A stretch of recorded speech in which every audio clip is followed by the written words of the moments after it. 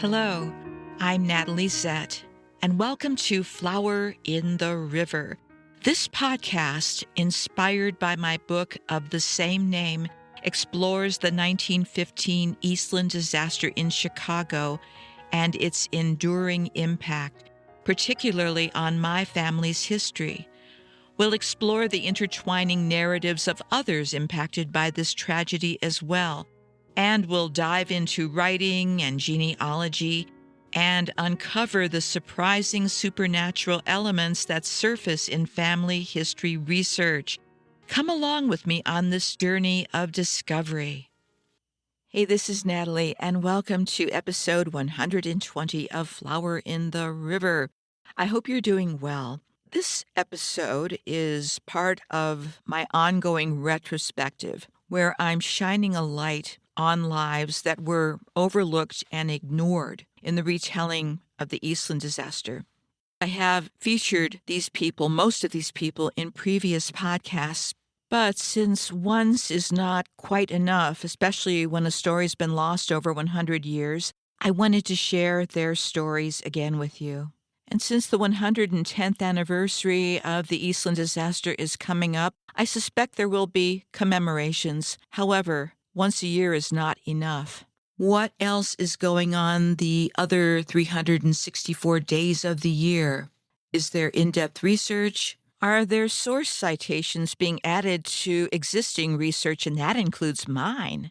Information like that, because it's not a once-a-year commemoration that makes a difference. It's this ongoing research and in-depth chronicling of the people of the Eastland that makes a difference.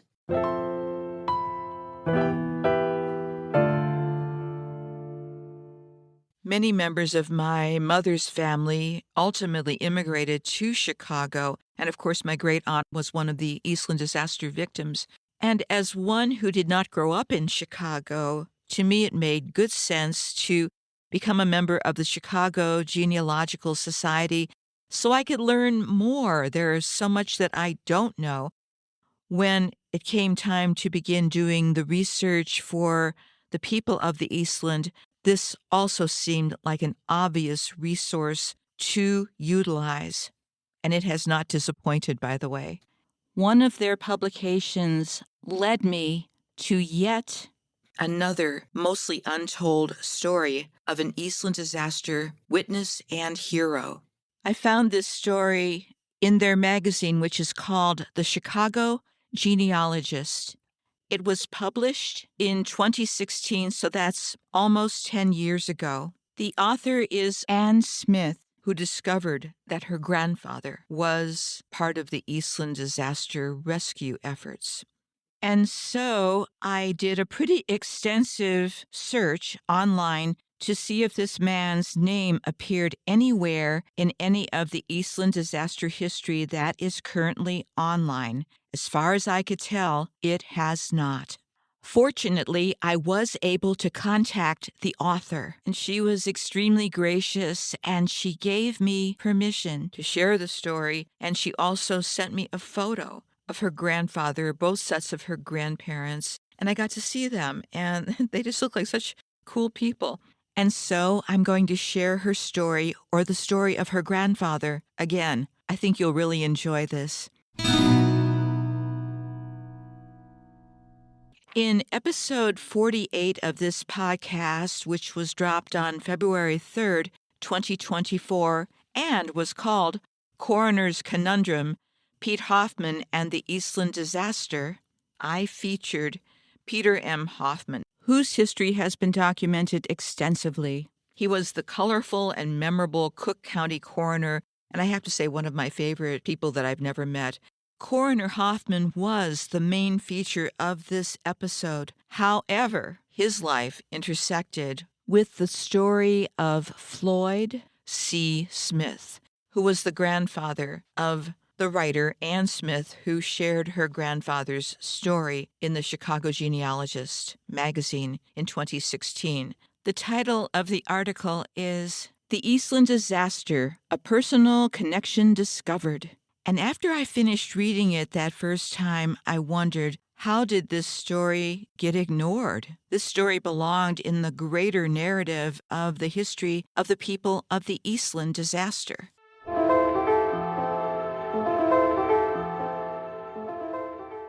Here's the article. My memory of my paternal grandfather is as an old man, after having had several strokes that left one side of his body weakened and needing to be helped from the dining room table into the living room.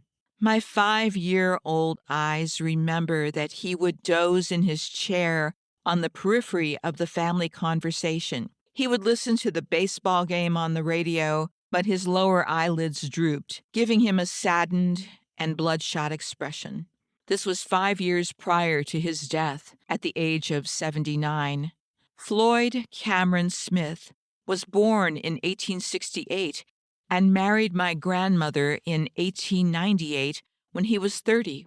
He was brought to Chicago from New York at age 14 by his father, who had arranged a job for him with Hibbard, Spencer, Bartlett and Company, a wholesale hardware dealer. He began work as a cutlery salesman and remained there until his retirement due to his second stroke in 1937.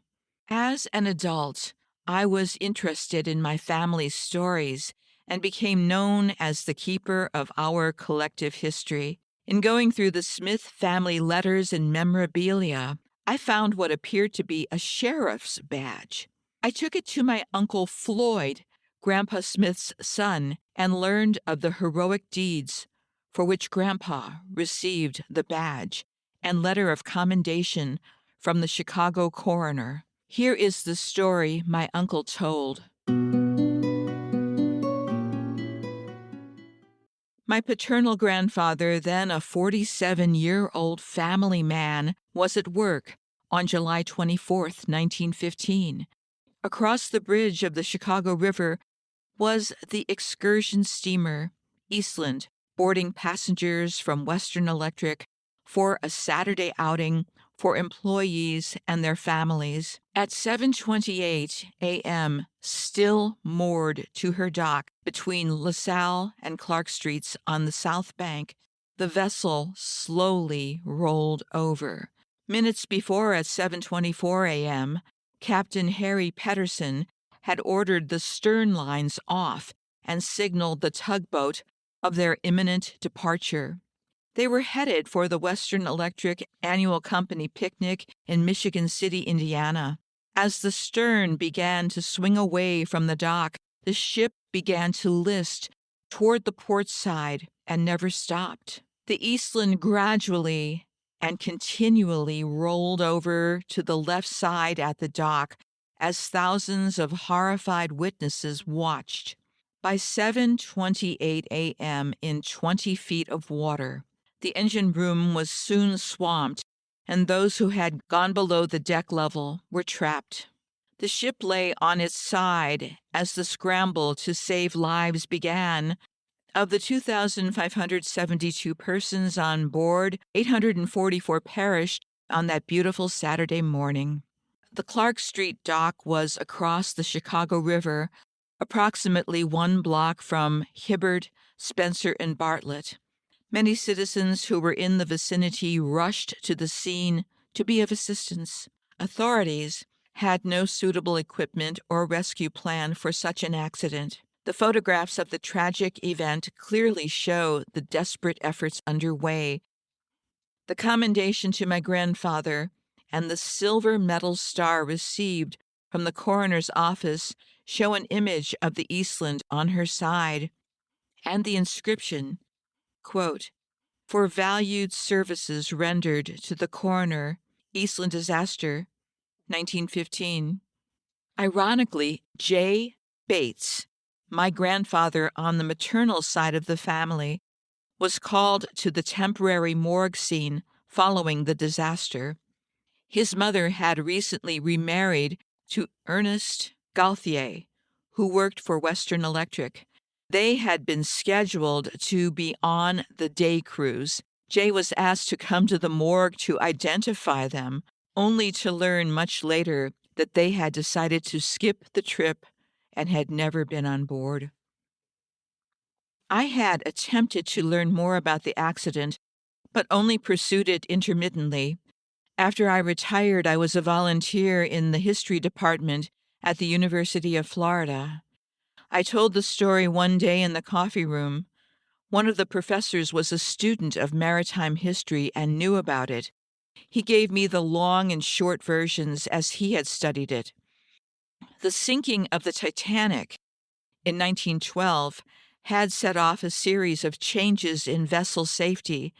The publicity over what had been purported to be an unsinkable ship created new regulations and a series of changes to many ships, including the Eastland. Lifeboats had been added and other changes made, making her unstable and top-heavy. The Lusitania had been sunk in May 1915 as a result of a torpedo 11 months into World War I, and now in 1915, the Eastland disaster. My grandfather was not a tall man. People knew him as a lover of baseball, a man of clever humor, and an ardent cigar and pipe smoker. There was nothing to indicate to a little girl watching her grandfather nod off after dinner that he was, in fact, a citizen hero. And then Anne shared in this article a copy of the coroner's letter and a photo of her grandfather's star. And I want to read the letter that Floyd Smith received from Coroner Hoffman. Mr. Floyd C. Smith, dear sir, during the trying hours of the Eastland disaster, there were many of our esteemed citizens who rendered valuable service in rescuing the lives of the Eastland passengers and assisted in taking care of the dead and aided in the identification thereof. From the beginning of time, man never engaged in a more noble purpose than that of prolonging, protecting, and rescuing the lives of his fellow. I have no way of compensating the hundreds of good citizens who rendered service, except to thank them from the bottom of my heart.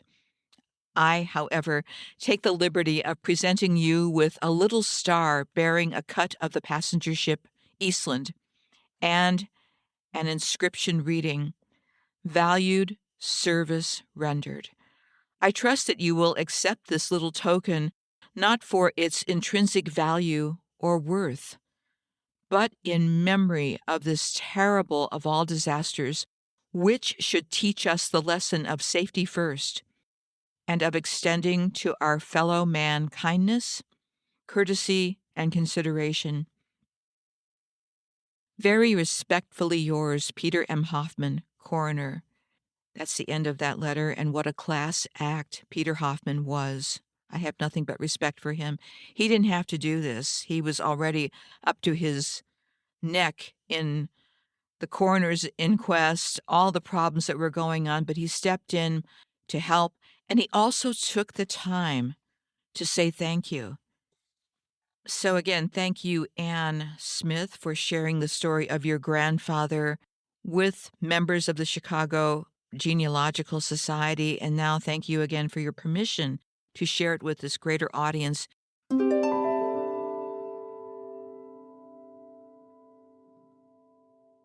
Some stories stretch the limits of belief. It's not because they are exaggerated, but because they actually happened. In 1915, a woman named Gertrude Berndt, her name is spelled Berndt, survived the Eastland disaster. There was also another woman with a similar sounding name who did not survive. And then, 12 years later, in 1927, she was aboard another ship in Chicago that capsized. Gertrude survived again, but this time she lost 4 members of her family. Even more astonishing, Johnny Weissmuller. Yes, that Johnny Weissmuller. Olympic swimmer and future Tarzan was in Chicago at that time and helped with the rescue effort. The story was well covered, and in many newspapers at that point, including the Chicago Daily Tribune, the day after it happened. And yet, in the nearly 110 years since the Eastland disaster, Gertrude Berndt's name has disappeared from the retellings. She's not included in any of the accounts that I've read other than the original newspapers, the first podcast that I did about her. And that seems to be it, at least for now. So let's revisit this story. I shared this story the first time in my podcast on January 21st, 2024. Tarzan's Chicago adventure. Eastland survivor faces second maritime disaster. So I will read the article from the Chicago Daily Tribune, Friday, July 29th, 1927. Ironically, the Eastland disaster took place on July 24th, 1915. So that's mighty close in terms of the months, even though there were a few years in between both incidents.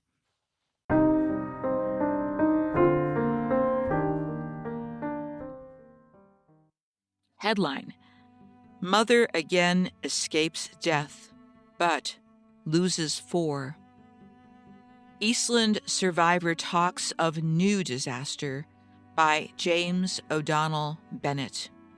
Saved when the excursion boat Eastland tipped over, Mrs. Gertrude Berndt, 7655 South Hermitage Avenue, was saved 12 years and 4 days afterward when the excursion boat Favorite tipped over yesterday. The scenes of both of her escapes are within signaling distance of each other by steamboat whistle. 7 members of the Berndt kindred were on the Favorite. 4 were drowned. Before she plunged from the Favorite into Lake Michigan, Mrs. Berndt threw her 5-year-old daughter, Lois Lorraine, into the water. "I have heart trouble," said the mother, "and to avoid dragging my baby down if I should collapse in the water, I kept away from her. I knew she could swim, and after we both struck the water, I saw her swimming without any panic. I knew my duty was to keep away from her and to keep my mouth shut. I asked some man in a rowboat to pull us into their boat, but they refused. Finally, they threw us a rope. We were towed to a beautiful yacht that took us on board.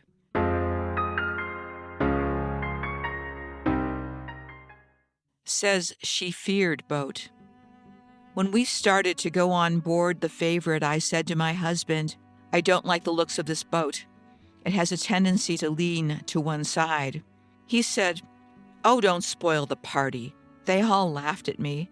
And my mother-in-law said, "Oh, you're tired and cranky." But I know a good deal about boats as the result of a trip on the Pacific and one thing and another, and I didn't like the looks of the Favorite. So I said before we got on, "Why not wait until that other larger boat comes in and take it?" They all laughed again and called me a crepe hanger, so I went aboard.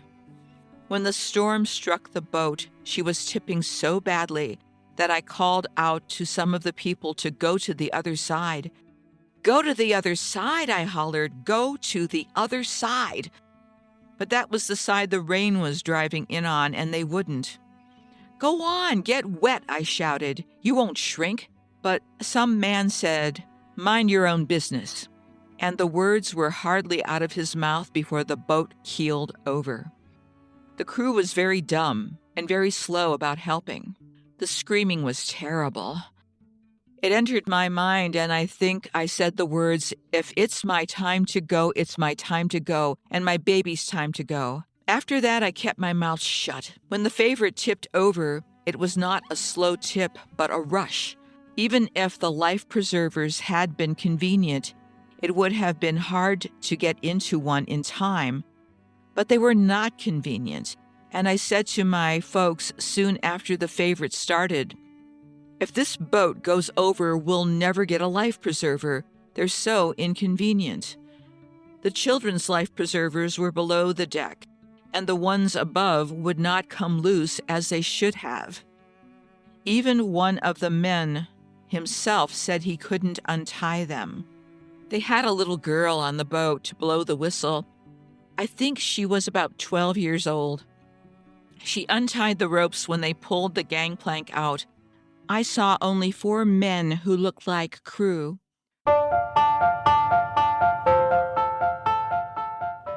Her Eastland escape. When Mrs. Berndt escaped death in the Eastland disaster, she jumped from the second deck into the Chicago River and was picked up by men in a small boat. Of the Berndt party, the saved were Mrs. Gertrude Berndt, her husband Edward, and her daughter Lois. And the lost were Mrs. Berndt's mother-in-law, Mrs. Amanda Berndt, her sister-in-law, Mrs. Clara Young, Mrs. Young's daughter, Lois, age 5, and Mrs. Berndt's nephew, Robert Erickson, age 4.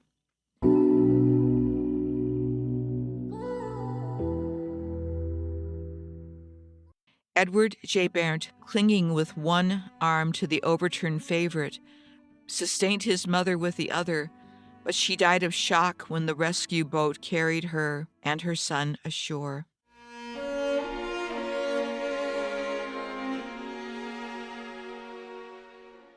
So Gertrude Berndt's story isn't just remarkable, it's essential. It belongs with the history of the Eastland disaster. She survived the Eastland disaster, and 12 years later found herself in yet another maritime tragedy, this time losing 4 members of her family. Gertrude Berndt reminds me of Cassandra from Greek mythology, the woman cursed to speak true warnings that no one would heed. After the Eastland, she certainly knew what an impending disaster felt like, and when it came again, she recognized it. But like so many others throughout history who've sensed danger before it struck, her voice didn't carry far enough. And yet, her voice, her courage, and her trauma were recorded in many major newspapers of that time, and yet this story never made it into the broader retelling of the Eastland disaster history.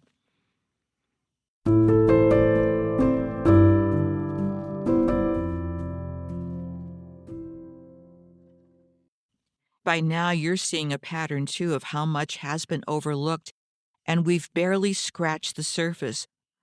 However, we are going to move on to our third and final story in this episode.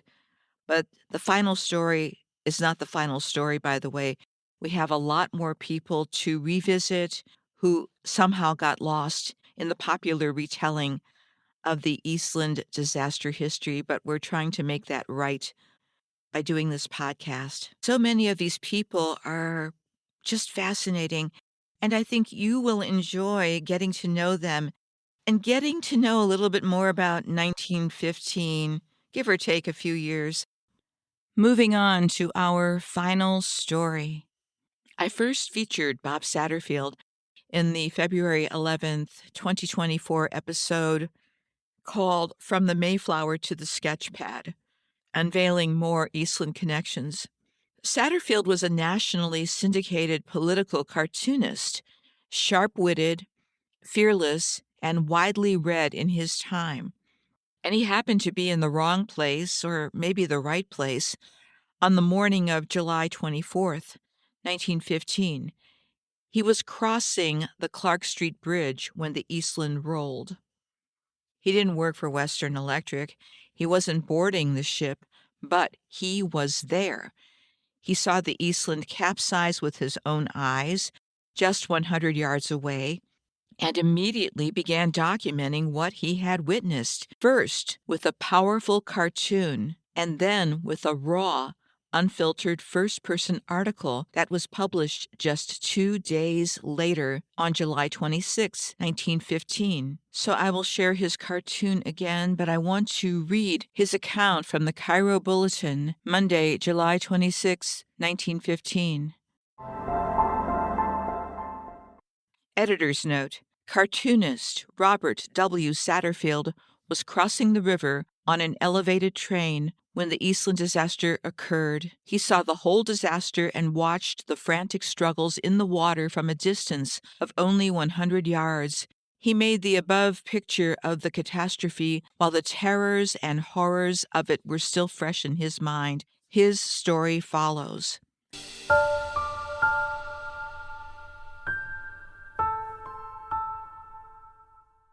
River grew black with people like flies on sugar when boat toppled, by Robert Satterfield, the famous cartoonist who was an eyewitness of the sinking of the SS Eastland.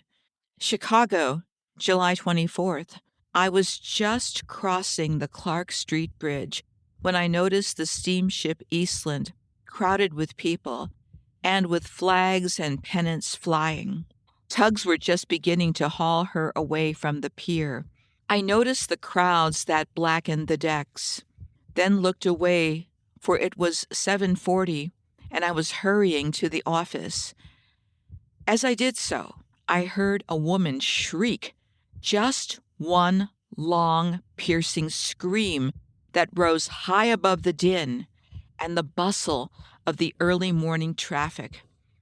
I looked toward the Eastland again, and the big excursion boat was turning over on her side toward the middle of the river, tumbling its holiday deckload of passengers into the swirling waters. The people, in order to see the tugboats start pulling the Eastland into the river, had rushed to the port railing. The weight of thousands was too much, and the top-heavy boat rolled over, practically turning turtle. The air was filled with the shrieks of men and women and the thinner, shriller screams of hundreds upon hundreds upon hundreds of little children, for, as I learned later, it was the annual picnic excursion of the thousands of employees of the Western Electric Company. As I ran toward the end of this bridge to reach the pier, I could see the tumbling thousands of pleasure seekers fighting and scrambling as they were swept into the water. Women and children and babies with a sprinkling of men were brushed into the river as if some giant hand would sweep crumbs from a huge table. For an instant, the part of the deck that still showed the railing and the slimy, moss-grown, now upturned bottom of the vessel were cleared. The next instant, it was blackened with human beings, as flies swarming on a lump of sugar blackens it. Only instead of flies, it was half-crazed picnickers crawling and fighting their way from inside the boat. Hundreds, screaming and scrambling, managed to crawl through portholes and hatchways and reach and cling to the side and railing on the starboard side of the boat that now protruded from the water. Still, more hundreds were trapped below. It was an hour or more later before rescuers managed to reach these hundreds of drowned. Many more passengers were below decks than above. They had been herded and jammed into the big passageways in the lower deck just as the order to cast off was given. The big gates across the entrance hatchways had been put in place, and as the boat turned, they were trapped like cattle in a pen. Hundreds were drowned without a chance. They could not reach the upper decks for the crowds. They could not try to leap for the pier because of the gates.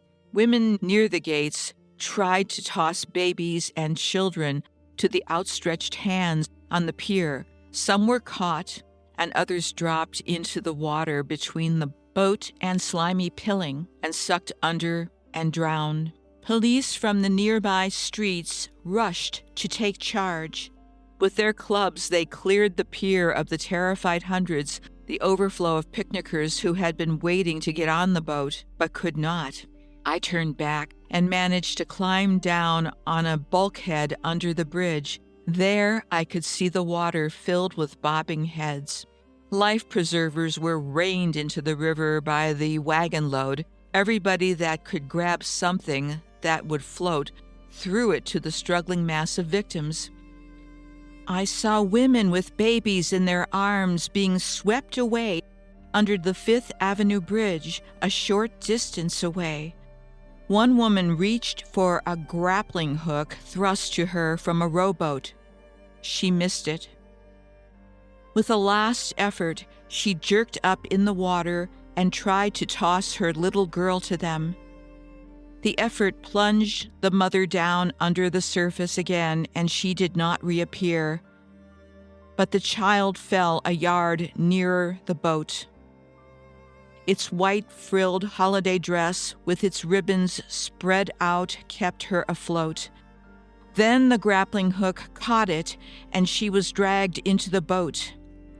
Meanwhile, police and firemen had leaped onto the slippery side of the boat that now stuck up from the river. Firemen with ropes tied to their waists were lowered through the portholes that now gaped to the sky. The first victims they could reach were hoisted up by ropes.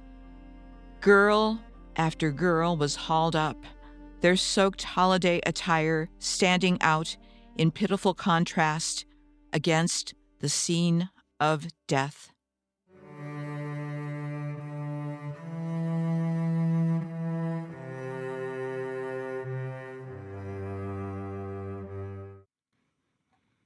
So Bob Satterfield was there. He not only brought his talent to the situation, he brought his years and years of training and experience in doing this type of work, cartooning as well as writing. The capsizing took place actually in just a matter of minutes, and yet he was able to break it down, to sketch it, but also able to talk about it in such a way where it unfolds cinematically. It's one of the most graphic and immediate descriptions of the Eastland tragedy. He doesn't hold back. It's like he's writing a screenplay almost. He describes hearing a woman scream. Remember that? Just one scream that pierced the usual morning bustle. Right away, you feel that. You're there with him.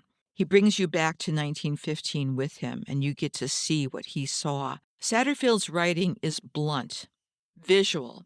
So this article and the cartoon communicated what no official report ever could. And for a city where many people at the time struggled with English, Satterfield's visual storytelling had the power to reach across language barriers. That's the power of art. It's a universal language when done right. His cartoon was more than illustration. It was a testimony of a witness who was there. So Robert Satterfield was also known as Sat, and he was very popular in his day. He was born in 1875 in Sharon, Pennsylvania, and died in 1958 in Glendale, California. He created several comic strips, including The Family Next Door, and even played a role in early comic book style political messaging. He created A Pictorial Life of Herbert Hoover in 1928, a kind of proto-graphic novel. So I'm really glad that you joined me as I revisit these stories. And next week, I'll have more stories for you, all of which I've shared previously. But again, it's been a while. And since this podcast is the first time many of these stories have been shared, many of these names have been spoken, it's important to mention them more than once. So have a good week. Take care of yourselves. Take care of each other. Talk to you next week.